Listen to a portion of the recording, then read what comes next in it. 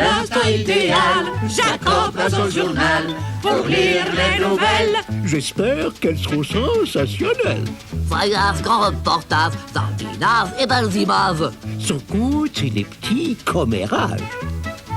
Il est d'un très grand intérêt, le petit écho de la forêt. C'est vrai? Très vrai! C'est vrai, vous le verrez. Car il y a toutes les informations à chaque nouvelle édition.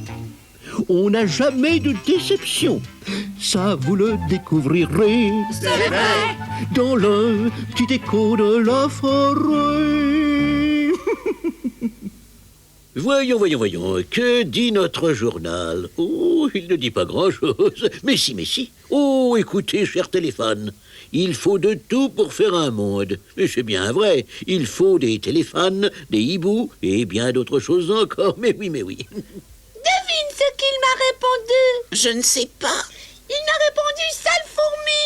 Non. Si. Je n'ai rien contre les renards, mais c'est quand même une drôle de race. C'est vrai. En plus, ils sont rusés. Et voleurs. Et menteurs. Cependant, de son côté, Louis le renard... Et devine ce qu'elle m'a répondu. Ben, je sais pas. Sale renard. Non. Si. Ah oui, je n'ai rien contre les fourmis, mais c'est quand même une drôle de race. C'est vrai, elles sont bavardes, Avare. médisantes.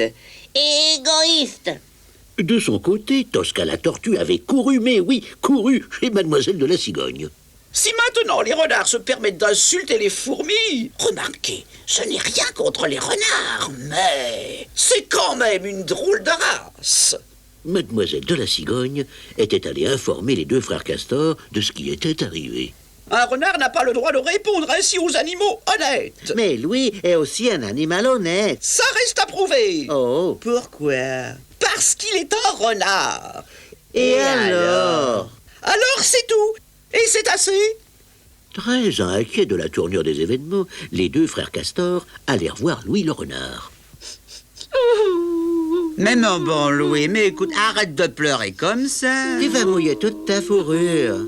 Mais égal. Pourquoi? Parce que je suis un renard. Et alors? Alors, les renards sont une vilaine race. Les deux frères décidèrent de réagir très vite. Ils se rendirent toutes affaires cessantes chez Mademoiselle de la Cigogne. Pourquoi me regardez-vous ainsi, jeunes gens? Parce que vous avez des plumes blanches. Et alors, c'est ravissant. Bah, Moi, je trouve ça un peu bizarre. Impertinent. on n'a pas le droit de parler ainsi aux animaux honnêtes quand on a des plumes blanches. Incroyable. Nous n'avons rien contre les cigognes. Mais c'est une drôle de race. Oh! Scandalisée de ce qu'elle avait entendu, Mademoiselle de la Cigogne se précipita dans le potager de Tosca. Oui, Tosca, ils ont dit que les cigognes étaient une drôle de race. Je ne suis pas raciste, mais... Mais? Les cigognes sont une drôle de race. Oh, je vous en prie, vous n'êtes qu'une tortue après tout, et les tortues sont une drôle de race, je sais. C'est tant pis pour vous, et quand on n'est qu'une tortue, on a la pudeur de se taire. Tosca, complètement démoralisée, alla se faire consoler par Boris le loup. Mais... Moi, pas du tout raciste. Bravo. La preuve, moi, aimait beaucoup le loup. Pourtant, on dit que les loups sont gourmands. Mais non. Et sauvages. Mais non. Et cruels. Bah non. Silence. Quand on est de la race des loups, on se cache.